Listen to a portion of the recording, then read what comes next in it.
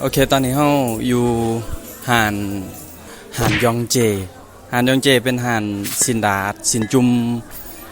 เป็นห่านอยู่แถวบ้านยังเกาะนะบ้านพ้นกุ้งตอนนี้หากาเข้ามาหอดห่านบรรยากาศก็มีลูกค้าเขาอยู่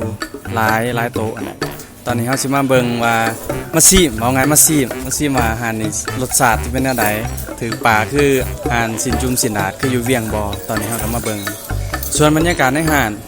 เป็นบรรยากาศเป็นกันเอง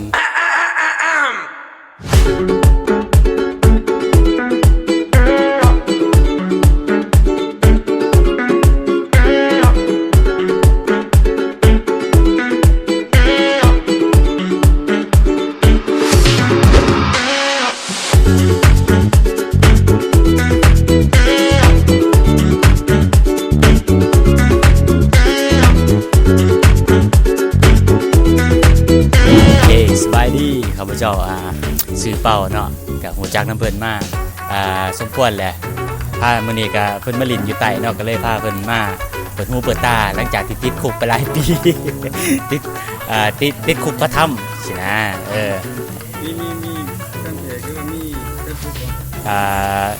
โฆษณาซื้อมีเดียเนาะส่งเสริมการขายซื้อเพจว่าสร้างสรรค์โปรดักชั่นเข้าไปเสิร์ชหาได้แล้วใครต้องการให้เฮ็ดโฆษณาติดต่อมาได้ขายของ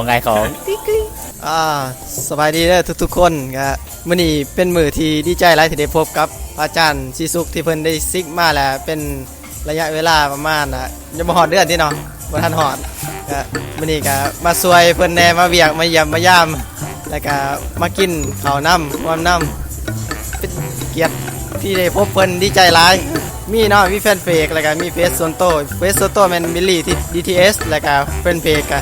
จะมี Luxury Film เกี่ยวกับมีเดียรูปภาพวิดีโอสื่อโฆษณา Advertising แล้วก็จะมีเกี่ยวกับบล็อกเนาะบล็อกDeep of Light ท่องเที่ยวลอดใต้สวัสดีอดีตเป็น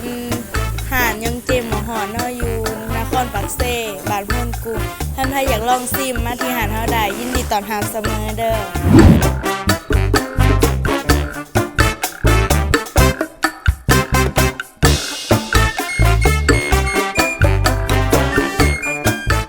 เดี๋ยวเสียงเจ้าของห่านแนะนำเมนูตอนนี้เนาะห่านเฮาจะมี2แจวเนาะจะมีแจวสุกี้และแจวเพียนี่เป็นแจวสุกี้เนาะนี่เป็นแจวเพียและอาหารพิเศษแม่นเฮาจะแถมโคยให้คันสั่งแม่นเฮาแถมให้เนาะบ่ได้รายเงินแม่นแล้วก็สินจะมีนมตับแล้วก็ซ้ำสัตว์มีงัวแล้วก็อาหารตามสั่งทั่วไปและเครื่องดื่มจะมีเบียร์และเป๊ปซี่ไวน์แล้วก็โอซีแล้วก็ตัวเสืออาหารทั่วไปก็มีแล้วก็มีเครื่องทอดมี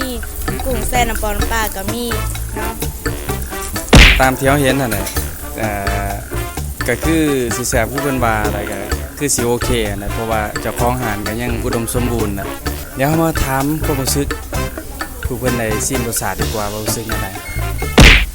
วันเดือนเนาะต้องขอย่องเรื่องแจ่วเพิ่นก่อนแซ่บอีหลีรู้สึกว่าความเข้มข้นแล้วก็แจ่วเพียก็แซ่บบ่แม่นเพียปนน้ำก็เป็นเพียอีหลีแล้วก็บ่ได้ใส่ยาปลาร้าใส่อีกบ่มีความคิ้วสีนเพิ่นก็สีนสดสีนเพิ่นนี่สีนสดงามนี่บ่เหนียวบ่เหม็นที่ว่าสะอาดถึงหลักอนามัยแล้วก็แซ่บ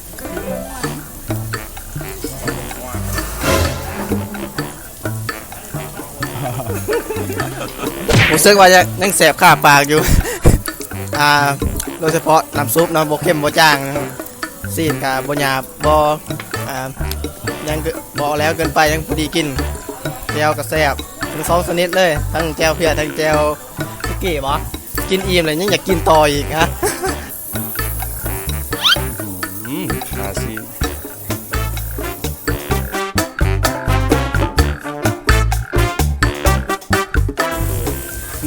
อยู่ห่านนี่มันห่านครั้งที่2ที่สิได้กินครั้งที่1แม่นอยู่เวียงจันทน์ตัวนี้มันครั้งที่2บ่ว่ารสชาติสิเป็นแนวใดแต่ว่าบ่ฮู้ว่าสิเปรียบเทียบแนวใดระหว่างทั้ง2เพราะว่าความรู้สึกมันจักแนวใดแหละเนาะแจ่วก็มี2แจ่วนี่บ่เคยจักเทื่อแต่เกิดมา ส่วนแจวนี่เคยกินอยู่เดี๋ยวมาซิมเบิ่งเดี๋ยวสิซิมให้เบิ่งเย็นหนาเพิ่นหลายน้ำแม่เพิ่นหายโอเค เป็นเลย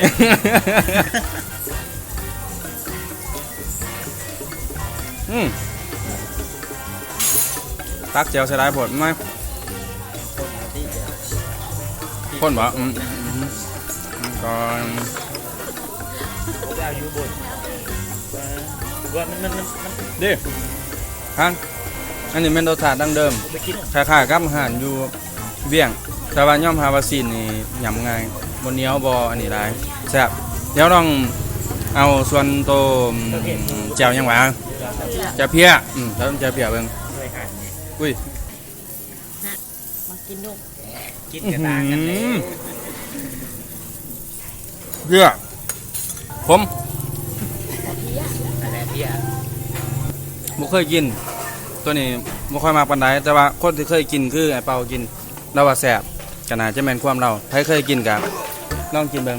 ตัวดีไม่ใช่โอเค ไม่ใช่ ทางร้ายแซ่บฝากติดตามแต่ละเพจแต่ละช่อง YouTube ที่แนะนำในส่วนทำยิดแล้วก็ฝากติดตามห่าน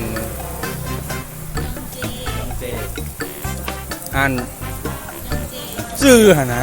หยาบจะแซ่บย่องเจมอฮ้อนอยู่บ้านพ่นกรุงรับประกันความแซ่บเดี๋ยวมาลองเบิ่งว่ามันสิเป็นแนวใดมาลองโดยตนเองเพิ่นบริการดีแล้วก็อาหารทุกอย่างสะอาดสุดยอดแซ่บหลายบ๊ายบาย